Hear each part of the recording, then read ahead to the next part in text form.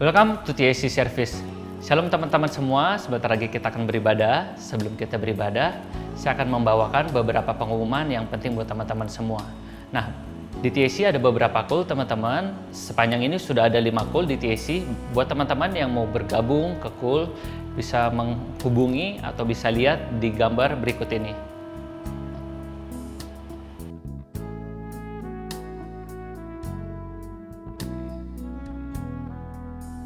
Nah, untuk selanjutnya, untuk yang mau persembahan dan perpuluhan, bisa melihat di gambar berikut ini.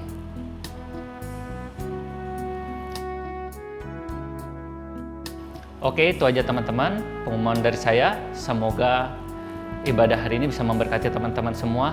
Selamat beribadah semuanya. Happy Sunday.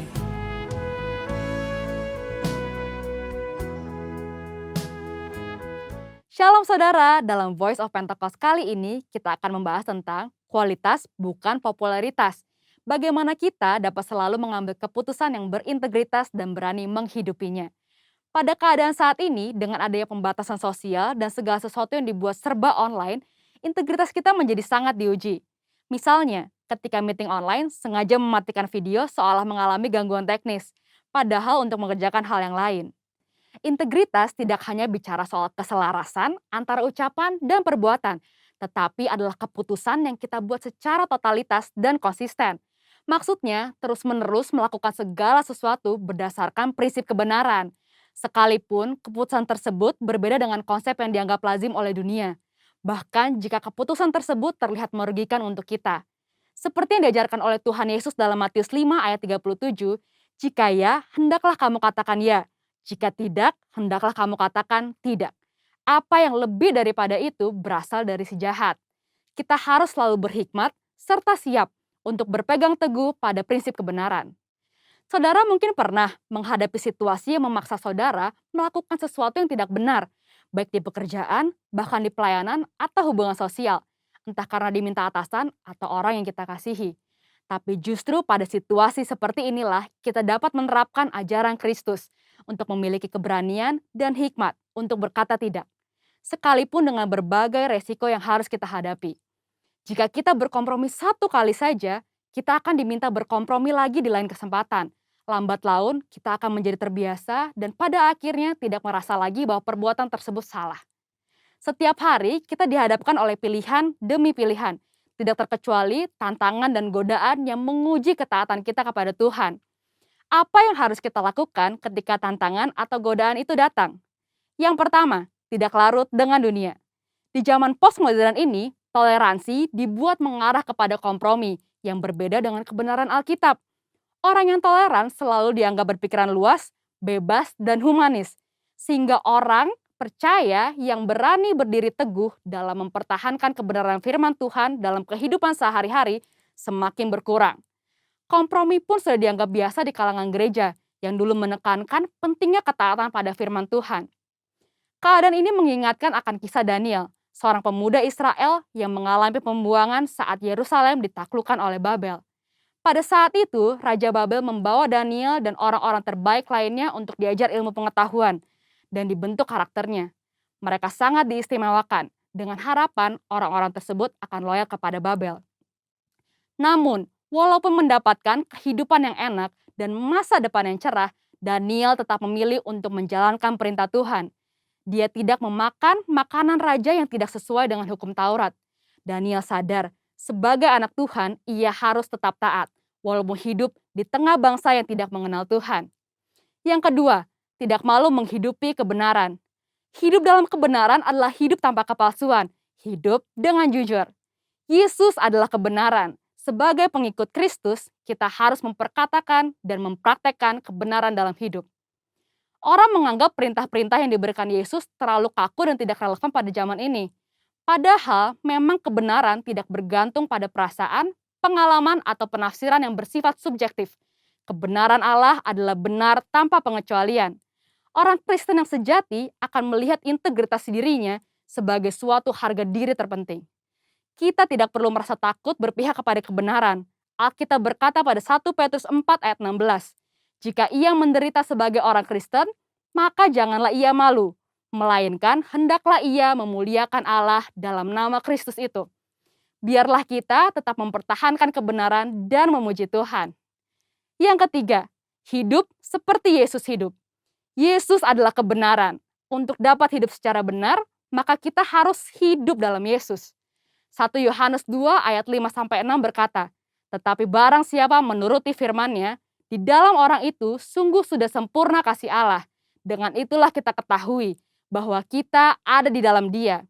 Barang siapa mengatakan bahwa ia ada di dalam Dia, ia wajib hidup sama seperti Kristus telah hidup."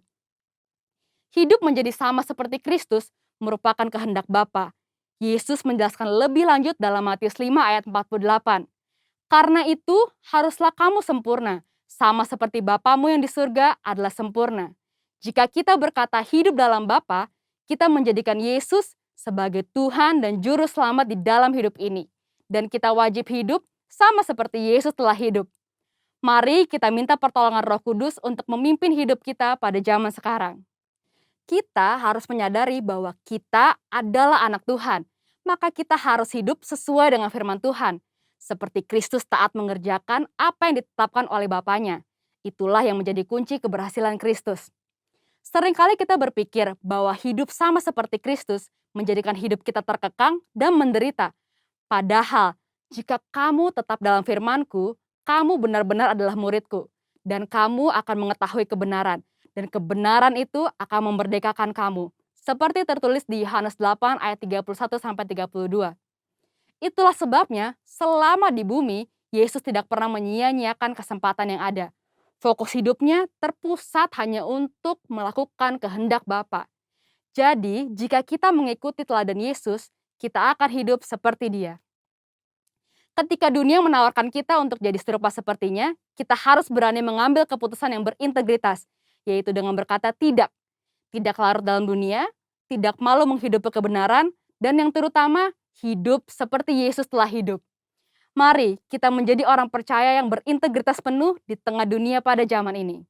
Untuk penjelasan lebih lengkapnya dari tim teologi kami, silahkan buka link yang ada di atas atau scan QR Code yang tersedia.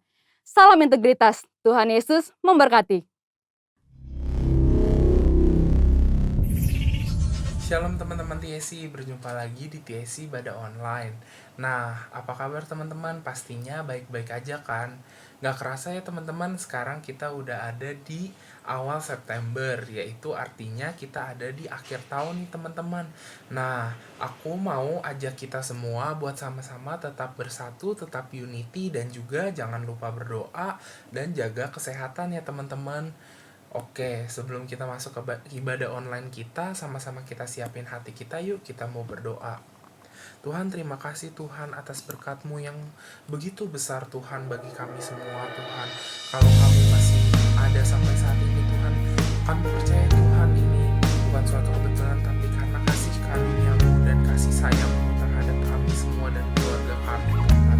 Tuhan, Kau berkati Tuhan, sebentar kami akan memuji dan menyembah-Mu Tuhan. Kiranya Tuhan Kau persiapkan kami Tuhan untuk masuk ke dalam hadirat-Mu Tuhan. Oh Tuhan Yesus, Tuhan Yesus, Kau berkati Tuhan. Apakah mendengar seruan hatiku? Tak pernah Kau lepaskan dari kasih-Mu.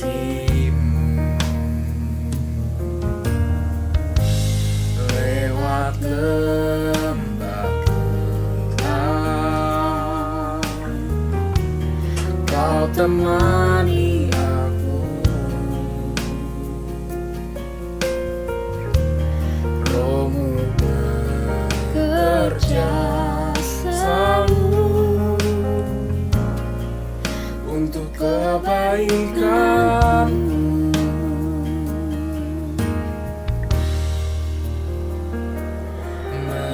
Mengalir kuasa dari tempat maha tinggi, Bapa kekal mulia, Kau hadir di sini, memulihkan hati, menyembuhkan yang terluka. Ku kan tenang bersamamu Bapa.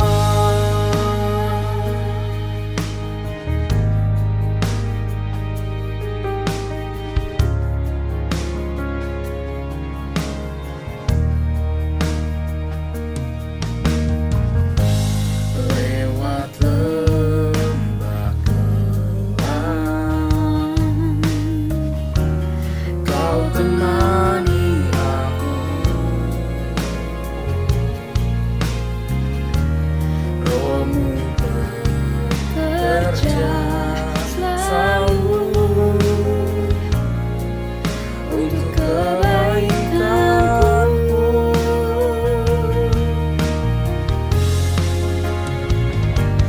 Mengalir kuasa dari tempat maha tinggi, Bapa kekal mulia, Kau hadir di sini, memulihkan hati, menyembuhkan yang terluka. Bukan tenang bersamamu Bapa.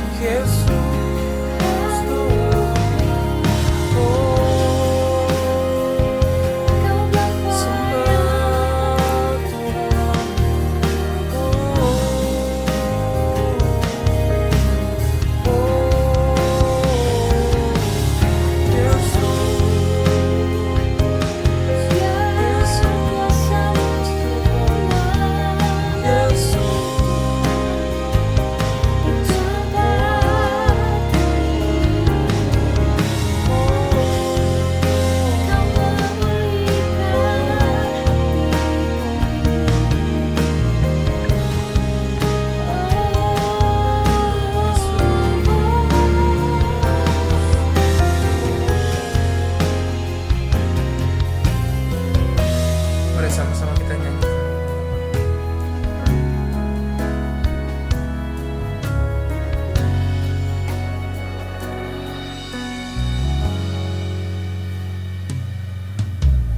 Kasih yang sempurna telah ku terima darimu, bukan karena kebaikanku, hanya oleh kasih karuniamu. Kau pulihkan aku, layak untuk dapat memanggilmu Bapa.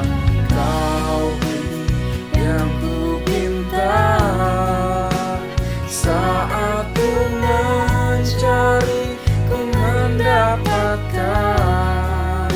Ku ketuk pintu dan Kau bukakan,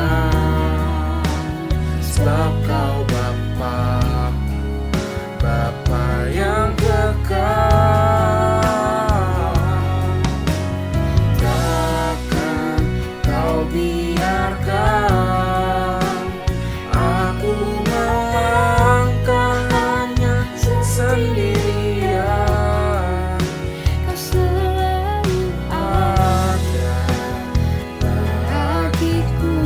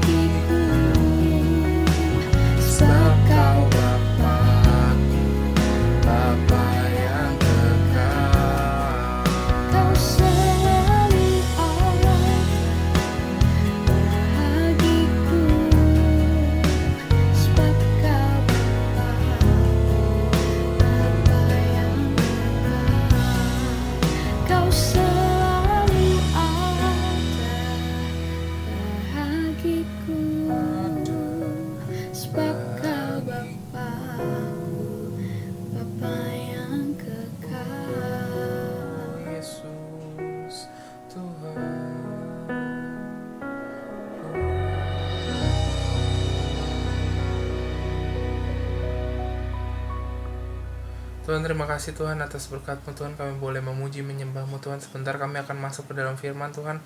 Kau berkati kami semua Tuhan, agar dapat mendapatkan rema Tuhan dari firman yang akan diberitakan Tuhan. Dalam nama Tuhan Yesus, amin. Hai Daisy, Happy Sunday, selamat hari Minggu gitu ya. Kita ketemu di satu minggu yang baru lagi di bulan September ini. Gimana kabar kalian? Aku berharap semua baik-baik aja, sehat-sehat dan penuh sukacita. Tapi even pun enggak, it's okay kalau minggu ini nggak baik. Kalau perasaan dan hati kalian sedang tidak baik-baik saja, it's okay. Sini peluk virtual dulu dari jauh. Yang pasti aku berharap kalian tetap ingat bahwa Tuhan Yesus tetap sayang sama kalian. Oke? Nah, bulan ini kita bahas satu tema yaitu Fruits of the Spirit alias buah-buah roh. Kita baca dulu yuk ayatnya dari Galatia 5 ayat 22 sampai 23. Oke, siapa yang kita baca? Tetapi buah roh ialah kasih, sukacita, damai sejahtera, kesabaran, kemurahan, kebaikan, kesetiaan, kelemah lembutan, penguasaan diri. Tidak ada hukum yang menentang hal-hal itu. Amin ya. Jadi aku yakin kita semua pasti pernah dengar tentang ayat ini kan ya. Pasti udah pernah dibahas, pasti di TAC pun sudah beberapa kali dibawakan tentang si buah-buah roh ini. Terus mungkin jadi satu pertanyaan gitu ya, kenapa sih kita masih harus bahas tentang buah-buah roh ini? Karena pada prakteknya buah roh itu sesuatu yang sulit dijalankan, sulit dihasilkan bahkan oleh orang-orang percaya sekalipun. So minggu ini, bulan ini kita akan belajar lagi tentang buah-buah roh.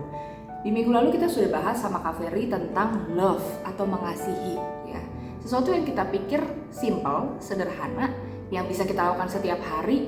Aku bisa sih mencintai dan mengasihi pacar-pacar aku dengan tulus, jitak nih kan. Tapi ternyata sulit dilakukan gitu, terlebih sama orang-orang yang tidak sesuai sama harapan kita atau standar kita untuk mengasihi orang lain. Dan hari ini pun kita akan belajar tentang buah roh yang berikutnya yaitu sukacita atau joy. Mungkin ada yang bilang juga gitu ya, aku masih bisa happy kok Ci, aku masih bisa zoom sama teman-teman, aku masih bisa ketawa-ketawa ngeliat recehan gitu ya di Instagram, di TikTok ataupun di Twitter dan segala macamnya. Tapi hari ini kita mau belajar lebih jauh yuk tentang apa sih sukacita yang dimaksudkan di Alkitab itu. Nah, satu hal yang perlu kalian tahu dulu, Tuhan itu pengen setiap dari kita bersukacita. Seperti di Filipi 4 ayat 4 gitu ya, di Alkitab pun tertulis bahwa bersukacitalah selalu. Bersukacitalah senantiasa gitu ya. Jadi terus dan terus bersukacita. Aku yakin gak ada satu orang pun di dunia ini yang pengen ngerasain sedih terus-terusan, ya gak sih? Ada gak sih dari kalian yang mau? Kalau aku sih gak mau ya. Sedih itu adalah respon yang wajar, respon yang alami dan bisa banget terjadi kalau kita menghadapi satu situasi tertentu. Tapi pasti kita gak mau sedihnya terus-terusan, bener dong? Kita pasti pengen lebih banyak porsi sukacita, porsi happy-nya dibanding porsi sedihnya. Ya, benar atau benar ya? Oke, nah sukacita itu dalam bahasa Yunani artinya sara. Semoga aku gak salah baca ya. Kalau kata Google Translate sih demikian cara bacanya. Nah, artinya itu bukan sekedar happy, bukan sekedar senang, tapi sukacita ilahi. Sukacita ilahi ini maksudnya adalah gak bergantung sama situasi ataupun keadaan. Jadi mau segimanapun di luar sana, seburuk apapun yang terjadi, tapi tetap bisa happy dan tetap bisa sukacita. Ya. Nah, Tuhan pun rindu kita ini bisa selalu bersukacita, tapi bukan sekedar sukacita, bukan sekedar happy, tapi sukacitanya itu yang ilahi dan di dalam Tuhan. Ya. So, perlu diingat juga bahwa sukacita itu adalah anugerah dari Tuhan, hadiah dan pemberian dari Tuhan. Jadi harusnya kita bersyukur sampai detik ini kalau kita masih bisa ngerasain yang namanya sukacita. Nah, hari ini kita akan bahas 3 hal tentang si sukacita ini. Apa aja? Kita lanjutin ya. Yang pertama, kalau teman-teman sadar, teman-teman baca lagi gitu ya ayatnya, nggak cuma sepotong di Galatia tadi. Galatia 5 ini lagi bahas tentang perbuatan daging versus perbuatan roh gitu ya. Jadi si buah-buah roh ini termasuk si sukacita tadi itu adalah sesuatu yang sebenarnya bertolak belakang atau bertentangan sama perbuatan daging. So maksudnya ketika kita memutuskan untuk bersukacita, itu kita sedang melakukan perbuatan roh. Dan begitu pun sebaliknya, ketika kita sedang tidak bersukacita, misalnya kita bersungut-sungut, kita melakukan hal-hal yang sebaliknya dari si sukacita ini, kita sedang mengikuti perbuatan daging kita. Jadi perbuatan daging itu gak sekedar percabulan aja, gak sekedar iri hati atau dengki aja, tapi ketika kita tidak bersukacita, ketika kita tidak menghasilkan buah roh sukacita itu, kita pun tidak sedang hidup di dalam roh. Ya, itu satu hal yang perlu diingat dulu.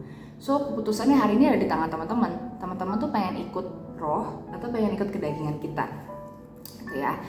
Mungkin masa pandemi betul sudah setahun lebih, tapi bisa aja kita tetap ngerasa enak gitu ya, udah ngerasa yang fed up banget, kayak aduh Tuhan kapan selesai sih ini pandemi, kayak kok nggak selesai ya, capek banget loh, kayak aduh banyak banget deh aku rasa segala hal di sekitar kita. Ketika kita buka mata ngeliat handphone pun ada banyak banget hal yang bisa bikin kita tidak bersuka cita gitu ya.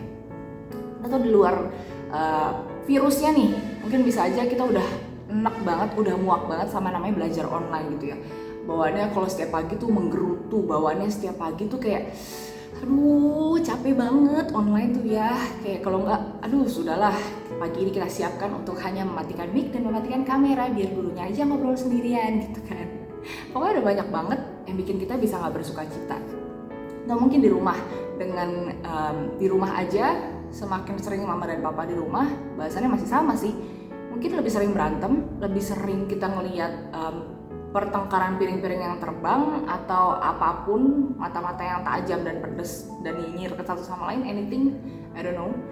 Banyak banget yang pasti cara untuk membuat kita tidak bersuka cita. Ketika kita nggak mau hidup menurut roh, ketika kita maunya ya udahlah ikutin daging aja, ikutin perbuatan daging aja, capek ikut perbuatan roh gitu ya.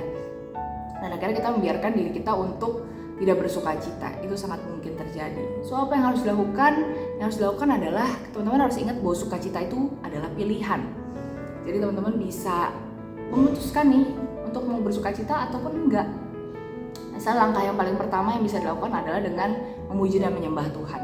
Dengan gitu kita akan sadar bahwa Tuhan itu sayang banget sama setiap kita dan Tuhan pasti siapkan yang terbaik buat setiap kita.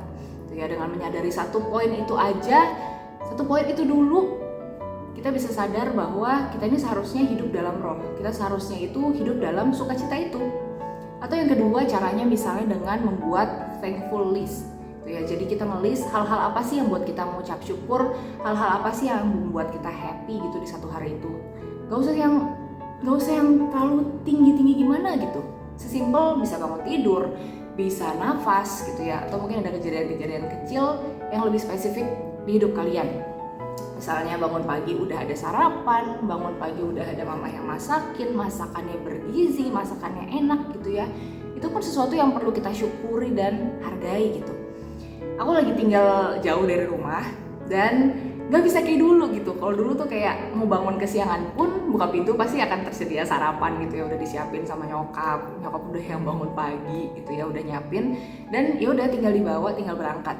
Tapi sekarang kalau misalnya kesiangan ya udah gitu, bisa jadi nggak sarapan, bukan bisa jadi sering kali nggak sarapan gitu ya, atau mungkin sarapannya sebatas energen gitu kan, dan jadi lebih sering makan Indomie gitu ya. Semoga mama nggak nonton ibadah hari ini di TAC gitu ya. Tapi anyway, banyak hal yang bisa buat kita melatih untuk bisa bersuka cita itu. Salah satunya tadi dengan memuji menyembah Tuhan dan juga bikin thankful list. Kalian list aja apa sih yang kira-kira bisa kalian syukuri dari sepanjang hari gitu ya. Bisa kalian lakukan di malam hari ataupun di pagi hari sebelum aktivitas. Dengan gitu kalian akan sadar bahwa kebaikannya Tuhan itu nggak perlu yang segede-gede apa gitu ya, dapat uang segepok lah, dapat S2 beasiswa dan segala macam. Itu pasti akan buat kita bersuka cita, betul. Tapi hal-hal kecil pun juga bisa buat kita bersuka cita kok. Gitu ya. Dan selain thankful list, kita juga bisa bikin tapi kita juga bisa mendapat sukacita itu dengan cara support dan saling sharing sama orang lain. Dengan cara support dan sharing dan bantuin orang lain, kita tahu bahwa kita berkontribusi sama hidup orang lain, itu kan bisa buat kita juga bersyukur. Nah, selain praise and worship sama bikin thankful list tadi, salah satu cara berikutnya untuk bisa bikin kita bersukacita adalah dengan support, sharing, dengan bantuin orang lain gitu ya. Dengan bantuin orang lain, Tuhan Yesus pun bilang gitu di Alkitab, adalah lebih bahagia memberi dibanding menerima. Tahun 2019 lalu, udah lama ya ternyata, aku mission trip ke Palu bersama Rumah Junior gitu ya. Dan itu adalah satu momen dimana aku ngerasain bener-bener bahagia yang sebahagia itu gitu. Bener-bener ngerasa hatinya tuh full.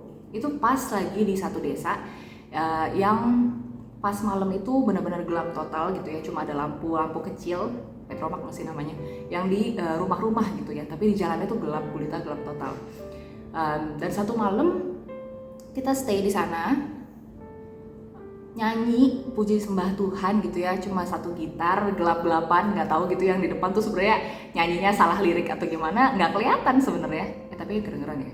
But anyway, oke, jadi benar-benar ngerasain yang aduh Tuhan bahagia banget gitu ya, bisa puji sembah Tuhan. Mereka tuh nggak peduli kayaknya hidup mereka tuh nggak sestandar orang kota gitu ya, misalnya nggak yang punya mobil dulu harus bisa bahagia, nggak yang harus punya rumah enak dulu harus bisa bahagia. Sesederhana mereka bisa ngumpul malam, bisa puji sembah Tuhan, mereka bahagia gitu. Kayak gue yang aduh Tuhan, ini tuh fullnya hatinya tuh di sini gitu, ya ampun gitu dah. Jadi dengan kita nolong orang, dengan kita mikirin orang lain pun itu bisa bikin kita ngerasa sukacita. Karena kalau kita pakai standar, kayaknya nggak akan pernah bisa happy nggak sih?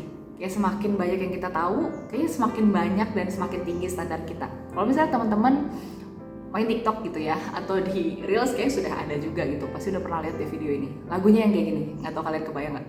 Na na na na na na na na na na na na gitu ya lagunya. Jadi misalnya judulnya adalah ketika sudah lama tidak buka sosial media. Aku lupa siapa yang bikin TikTok ya.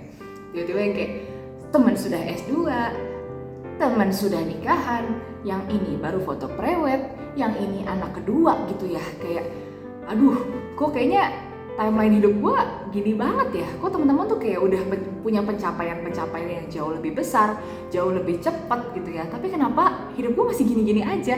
Dengan kita terus bandingin sama orang lain, itu adalah cara termudah untuk bikin kita nggak bersuka cita. Oke. So hari ini apapun kondisi kalian, segimanapun pencapaian kalian saat ini, putuskan yuk untuk bisa bersuka cita. Agar kita hidupnya tuh dalam roh, dipimpin sama roh, bukan hidup dalam daging. Karena daging kita pengennya pasti nggak bersuka cita, pengennya pasti terus membandingkan sama orang lain, terus-terusan. Gak bisa nih kayaknya kalau misalnya standarnya cuma segini aja gitu ya. Tapi ingat, Tuhan pesannya simple, bersukacitalah senantiasa. So, yuk kita bersukacita senantiasa. Nah, yang pertama tadi adalah kita harus ingat bahwa sukacita itu adalah roh dan jangan hidup dalam daging. Nah, yang kedua itu adalah sukacita yang sejati itu datangnya dari Tuhan. Maksudnya gimana? Maksudnya adalah bener kok, setiap dari kita bisa aja ngerasain happy gitu. Kayak aku bilang, ngeliat receh-recehan gitu ya, ngeliat jokes sana sini, ngeliat stand up comedy mungkin, atau misalnya ngobrol sama teman-teman ngalor ngidul. Iya oke, betul itu bisa bikin kita happy kok. Tapi biasanya happy-nya nggak long last, happy-nya itu sementara, happy-nya itu nggak bisa benar-benar jadi kekuatan buat setiap kita. Karena kalau kita ingat satu lagu juga gitu ya, Sukacita Surga bilang, terima sukacita surga, itulah kekuatan bagi jiwa. Jadi sebenarnya kekuatan bagi jiwa kita adalah sukacita yang dari surga. Ketika kita happy-nya cuma sebatas yang dari dunia aja, happy-nya itu nggak lama gitu loh. Atau mungkin di satu titik, mungkin kita bisa ketawa sama teman-teman, tapi sampai di kamar kita yang kayak capek ya, kosong ya hatinya gitu. Bisa aja gitu. Karena ketika kita memutuskan untuk di luar Tuhan, happy-nya nggak yang dari Tuhan, itulah yang akan terjadi. So hari ini kita harus memutuskan untuk bisa hidup, untuk bisa sukacita itu yang dari dalam Tuhan. Ya, jadi membiarkan diri dipimpin Roh Kudus dan membiarkan diri untuk melakukan atau berasa bersukacita atas hal-hal yang berkenan sama Tuhan. Jadi bukan lagi yang hidup suka-suka, hidup yang nggak jelas juntrungannya gitu ya, tapi justru hidup yang benar-benar kita tuh happy-nya tuh karena Tuhan gitu. Sesederhana kita melihat bahwa hari kita baik, sesederhana kita sadar bahwa Tuhan masih pelihara kita, itu pun sebenarnya bisa bikin kita bahagia. Ya, kalau misalnya hari-hari ini lagi nggak tenang, yuk ambil waktu buat saat teduh, ambil waktu buat bisa terkoneksi lagi sama Tuhan. Bisa aja kita udah lagi lowbat gitu ya, karena udah lama nggak ketemu casannya, udah lama nggak ketemu sama Tuhannya. Karena dengan kita rajin ketemu sama Tuhan, kita rutin berinteraksi, berhubungan, membangun hubungan sama Tuhan, sukacita kita pun akan semakin penuh. Ya. Ada satu quotes yang bilang kayak gini, aku bacain ya, ini bahasa Inggris. Joy is the deep down sense of well-being that abides in the heart of the person who knows all is well between himself and the Lord. Gitu ya. Jadi sukacita itu adalah perasaan mendalam yang dirasakan seseorang karena dia tahu antara dia dan Tuhan itu baik-baik aja gitu. Jadi hubungan yang manis, hubungan yang indah, hubungan yang intim sama Tuhan akan bawa kita ngerasain sukacita yang gak perlu dibuat-buat. Oke, so yang pertama tadi ingat bahwa sukacita itu adalah roh, jadi pilihlah roh jangan daging. Dan yang kedua, ingat juga bahwa sukacita yang sejati itu datangnya dari Tuhan. Dan yang ketiga nih, yang perlu kita ingat juga, kadang sukacitanya versi surga, versi Tuhan itu kadang suka beda sama versinya dunia, ya nggak sih? Kalau versinya dunia apa? Sukacita itu ya nilai bagus, mungkin IPK-nya 4.00 gitu, atau mungkin menang Mobile Legends, mau menang main FF gitu ya, main Free Fire atau anything, I don't know. Atau mungkin dapat pencapaian, bisa S2 lanjut ke luar negeri, bisa kuliah dapat beasiswa ke luar negeri, bisa beli mobil, beli rumah, I don't know. Ada banyak sekali versi sukacitanya versi dunia gitu ya. Tapi ternyata sukacita versi surga agak-agak beda arah nih, beda jalur nih kayaknya. Kalau misalnya teman-teman baca, kita buka aja deh di Yakobus 1 ayat 2 sampai 4. Kita mau baca ya. Yakobus 1 ayat 2 sampai yang keempat. Aku bacain ya buat teman-teman. Ayat yang kedua, saudara-saudaraku, anggaplah sebagai suatu kebahagiaan apabila kamu jatuh ke dalam berbagai-bagai pencobaan. Oke. Sebab kamu tahu bahwa ujian terhadap imanmu itu menghasilkan ketekunan, dan biarkanlah ketekunan itu memperoleh buah yang matang, supaya kamu menjadi sempurna dan utuh dan tak kekurangan suatu apapun. Kita bahas yang ayat 2-nya dulu ya. Dibilang bahwa anggaplah sebagai suatu kebahagiaan apabila kamu jatuh ke dalam berbagai pencobaan. Bentar, kayaknya ada yang aneh gitu ya sama ayatnya. Ini ibaratnya kita lagi jalan gitu ya, terus masuk gitu, terjerembab ke dalam satu got, terus kemudian Tuhan datang dan bilang, kamu harusnya bahagia, kamu masuk dalam got gitu ya. Kayaknya ada yang aneh nih sama standarnya Alkitab nih, lama-lama dipikir-pikir ya. Tapi enggak ya, jawaban atau alasan itu ada di ayat ketiga dan ayat keempatnya. Karena kamu tahu bahwa ujian terhadap imanmu itu menghasilkan ketekunan, dan biarkan ketekunan itu memperoleh buah yang matang, supaya kamu jadi sempurna dan utuh dan tak kekurangan suatu apapun. So, di balik Tuhan atau standarnya sukacita yang gak make sense ini, ternyata ada akibatnya, ada alasannya di balik itu. Jadi bersukacita karena pencobaan, kenapa? Karena di balik pencobaan itu ada sesuatu yang bisa kita pelajari, ada sesuatu yang bisa buat kita jadi pribadi yang lebih baik lagi. Gitu. Jadi mungkin kalau misalnya kita lihat standar-standarnya Alkitab tuh agak aneh gitu ya, mungkin dilihat sekilas, tapi ada sesuatu yang jauh lebih bermakna di balik itu. Jadi bukan sekedar Tuhan nyuruh bersukacita aja di balik si penderitaan itu, tapi dengan penderitaan kita bisa belajar sesuatu. Begitupun dengan ayat-ayat sukacita yang lainnya. Pada satu titik aku ngerasa kayak capek banget gitu ya, susah banget kayaknya hidup dalam Tuhan gitu ya, susah banget ikutin Tuhan, susah banget mau hidup bener tuh susah gitu.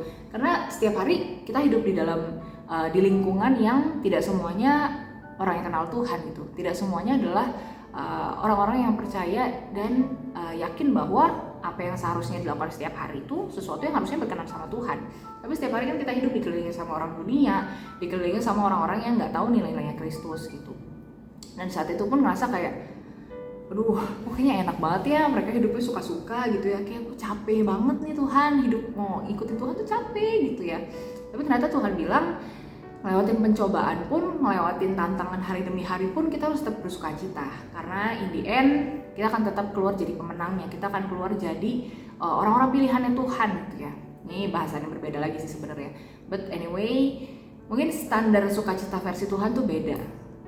Standar sukacita versi surga tuh beda. Tapi ingat bahwa ada sesuatu makna di balik itu, dan ingat bahwa emang sukacita dari Tuhan itu yang sejati itu. Mau segimanapun kita happy dengan hal-hal dunia, tapi balik lagi yang sebenarnya bikin kita beneran sukacita, kita ngerasa hatinya penuh, itu adalah dari Tuhan. Tuh. Tapi mungkin ada juga beberapa standar sukacita yang sama antara di versinya Tuhan, versinya surga sama versi dunia gitu. Kayak misalnya memberi, tentunya dengan motivasi yang benar ya. Memberi di dunia pun juga mengajarkan untuk memberi gitu. Jadi jangan sampai bingung sama standar-standar yang ada, tetap patokannya adalah standar sukacita di dalam Tuhan. Amin. Oke. Nah, jadi 3 poin diingat. Yang pertama, sukacita itu adalah roh, jadi pilihlah roh, jangan daging. Dan yang kedua, sukacita itu yang sejatinya datangnya dari Tuhan. Dan yang ketiga, sukacita itu yang versi surga, kadang beda sama yang versi dunia. But still ikutin versi atau standar surga, ya. Nah, hidup kita ini, kita kan lagi bahas tentang buah-buah roh ya, fruits of the spirit. Ketika kita memutuskan untuk hidup dalam roh, ketika kita memutuskan untuk mau nih kita berbuah itu kan nggak bisa sembarangan ya, nggak bisa kita nggak ngerawat pohonnya, nggak bisa kita nanamnya sembarangan, nggak disiram, nggak dikenain matahari, tiba-tiba dia bisa berbuah lebat gitu ya, nggak ngerti itu pakai apa gitu. Tapi kalau misalnya secara proses yang alami, harusnya kita harus ngerawat si pohon ini sampai benar-benar jadi dan bisa menghasilkan buah yang terbaik. So begitu pun dengan kita, ketika kita mau bisa untuk menghasilkan buah-buah roh, ketika kita mau bisa bersukacita, kita kadang perlu melewati satu proses gitu ya. Proses pembersihan, proses pemangkasan, proses penggemburan gitu ya. Dan segala macam proses yang perlu kita lewati untuk bisa merasakan atau menghasilkan si buah-buah roh ini. So jangan lari dari proses, ayo ikut dan siap untuk bisa diproses. Yang pasti nggak mudah, yang pasti jauh lebih mudah untuk bersungut-sungut, jauh lebih mudah untuk merasa nggak bahagia dengan semua yang terjadi dan segala standar yang sudah kita buat tadi. Tapi still ingat bersukacitalah. Oke, kita mau baca satu ayat terakhir yuk, dari Yohanes 15 ayat yang keempat. Oke, aku bacain ya. Tinggallah di dalam aku dan aku di dalam kamu. Akunya ini adalah huruf besar, so akunya ini adalah Tuhan. Sama seperti ranting tidak dapat berbuah dari dirinya sendiri kalau ia tidak tinggal pada pokok anggur, demikian juga kamu tidak berbuah jikalau kamu tidak tinggal di dalam aku. So step berikutnya selain berproses, yang paling utamanya adalah dengan cara tinggal di dalam Tuhan gitu. Karena kita nggak bisa jalan sendiri, kita cuma bisa berbuah ketika kita memang nempel sama caranya, ketika kita nempel sama Tuhannya ya.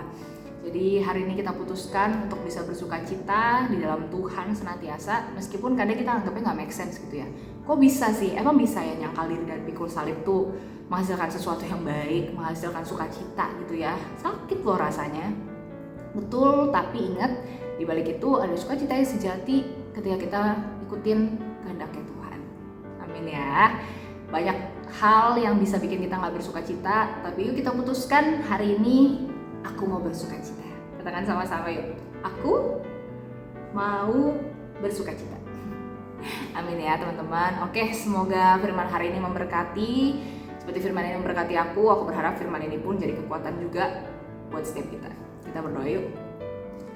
Tuhan, terima kasih Bapak untuk firman di hari Minggu yang baru ini. Tuhan, kami ucap syukur Bapak kalau Tuhan masih dan selalu bersama kami. Tuhan masih dan selalu dan terus mengasihi setiap kami Tuhan.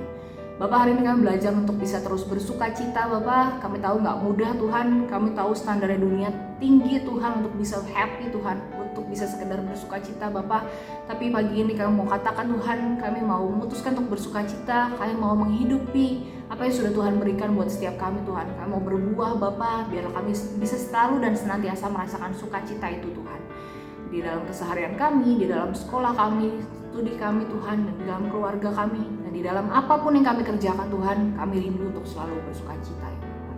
Terima kasih Tuhan, biar seminggu ke depan Tuhan juga yang jaga teman-teman Tuhan yang jaga teman-teman TAC Bapak, apapun yang mereka kerjakan, yang mereka lakukan, kau itu tuh bungkus mereka Tuhan, studinya Tuhan, keluarganya Bapak, biar boleh ada damai sejahtera selalu ada di dalam rumah mereka Tuhan. Aku berkatakan ada damai Tuhan dalam rumah mereka, di dalam diri mereka, dan dalam hubungan mereka dengan orang-orang di sekitar mereka Tuhan. Terima kasih ya Bapak, biar penyertaan-Mu saja Tuhan menyertai setiap kami. Aku mohon juga Tuhan berikan kesehatan untuk setiap kami Bapak. Kalau saat ini ada yang sedang sakit Tuhan, Kau sendiri yang memberikan kesembuhan, Kau jamah Bapak, dan Kau yang pulihkan Tuhan. Terima kasih Bapak, kami mengucap syukur Tuhan, kami mengucap syukur, dan kami mau bersukacita sepenuhnya di dalam Tuhan. Terima kasih Bapak, hanya dalam nama-Mu kami sudah berdoa mengucap syukur, haleluya, amin.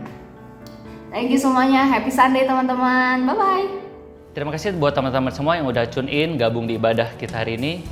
Saya percaya ibadah tadi memberkati teman-teman semua. Dan teman-teman jangan lupa buat tetap terhubung sama kami. Buat teman-teman yang mau tetap connect sama kami, bisa ke IG, habis itu search gmcc.tac dan juga search di YouTube TAC GMCC. Nantikan konten-konten kami berikutnya ya. Happy Sunday, Tuhan memberkati.